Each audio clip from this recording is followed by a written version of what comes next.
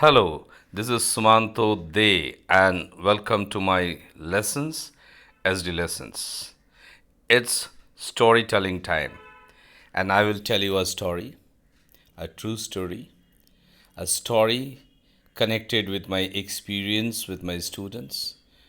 This is not many years ago, this is about 8 to 10 years ago, and a boy, a middle school boy, I remember he was in class 7.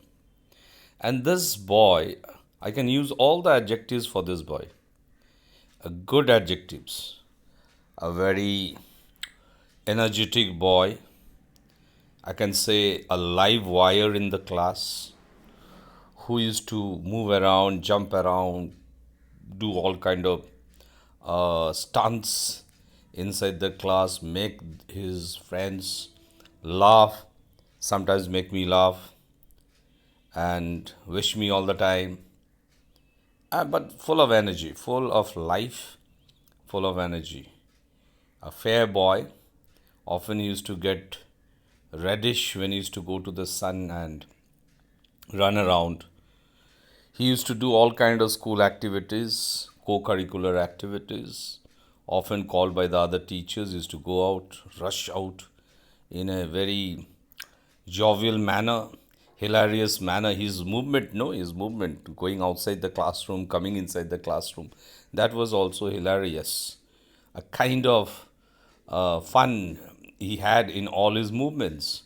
So, this was the nature of the child. And he used to be very fidgety and something or the other used to do in the class. But then, when I used to do my serious teaching, often I used to get irritated for disturbing when things were going very quiet and sincere in the class. And this boy used to do something or talk with someone, I used to get very annoyed. Often yell at him, scold him, shout at him. And he used to lower his eyes and understand that he was not supposed to talk or disturb me. But then soon he used to forget. That was his trademark. He used to forget very soon and then do the same mischief, continue with the same actions. Sometimes you said, "How's that?" I said, "What is that going on?" And I understood that maybe when I was writing something on the board, then maybe someone threw a piece of chalk at him or a paper ball at him and he used to catch like a what do you call a fielder, cricketer, and he used to catch it and say, "How's that? How is that? How's that?" And he used to enjoy.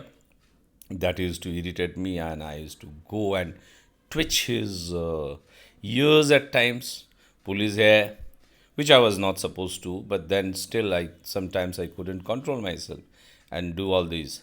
And then, moment for a moment, he used to remain quiet and then continue with the same mischief. Now, one day maybe it was, I think it was the last day of the session, it was the final term, and he had the last paper, science paper, some science paper, and he was giving his exams. I was sent to some other school on school duty, so I had to leave the school, my own school, and I had gone to some other school. And when I returned, it crossed 2 p.m. So the my school, it was over, the children had gone. And I came back to get my bike. When I reached close to my bike in the parking lot where it was kept, I saw something stuck to my bike's that petrol tank. Now let me increase the size of this picture to show you the this one. So can you see that? So here something was written to Sir Sorry. When I went close, I found that it was written to Sir Sorry with sellotape. He folded some papers and then something was inside. It was thick and I could see that. So I could see this that it was something was written here. I was, in fact, in the beginning, immediately you cannot touch nowadays, you never know what it is that.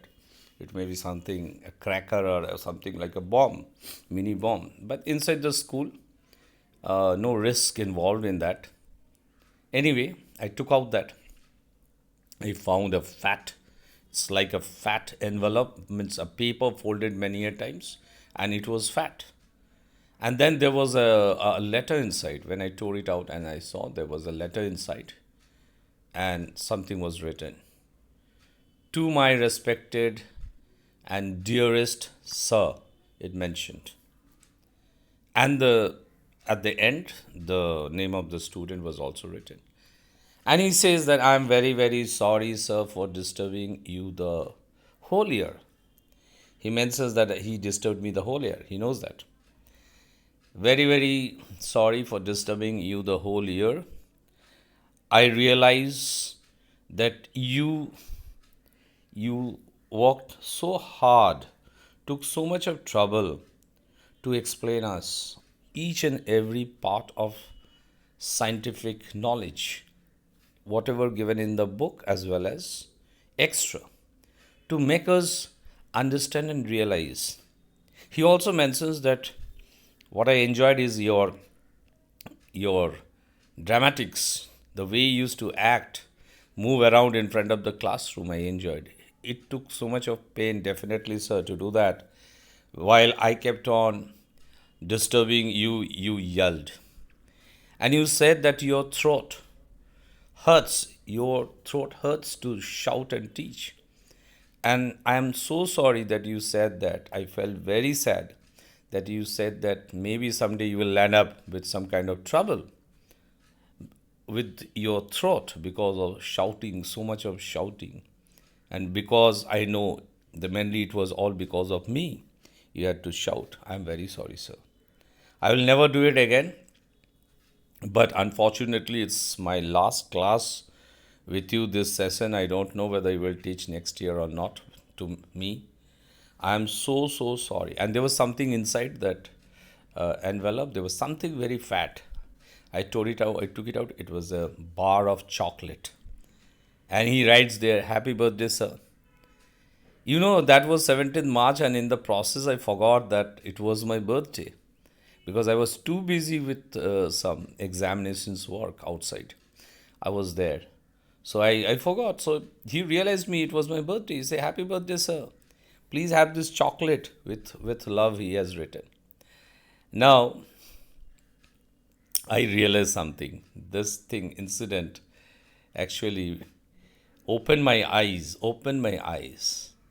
Often it is mentioned that you have two measures of tackling with children, that rule X and rule Y. X is that you have to reprimand, you have to threaten, you have to be very strict with them, you have to be very, means never smile at them, you have to be very serious and have a very stern face. Then the class will be under control. That is one way. And there is another way that you have to explain the child that why it is required to be a quiet class. Then your teaching becomes very good and their understanding, students' understanding also becomes very good. Now, particular incident, this boy opened my eyes. The second method I found is very effective. Why? Because this boy mentioned that at the end he felt, because I kept on telling the children that when I need to shout, I lose my energy in shouting at you. And my thoughts and my thinking process, it gets diverted to something else, to yells and shouts. But when the classroom is quiet, then the thinking, the reasoning, and everything works so well. And the planning of how to teach a child and the delivering, the teaching transaction to the students becomes so good. And this child understood. The child understood. That's why he said, I'm very sorry for disturbing you the whole year.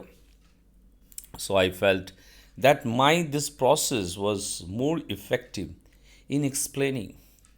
Dear children, I think when it is said, when it is explained, each and everything to a child, maybe one time it may not be effective, maybe it requires, depending on the age of a child, maybe two or three times one needs to explain to a child, but then it goes inside the head of a child.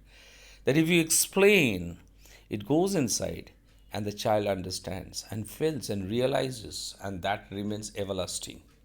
So this incident, I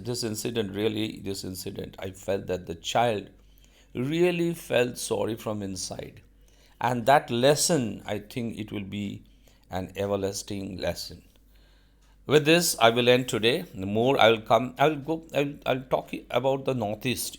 I had gone to the Northeast, remained there for some time, and there my experiences, my learning, my understanding of the people of the Northeast, extreme Northeast, towards that Manipur, Nagaland, Mizoram, extreme Northeast.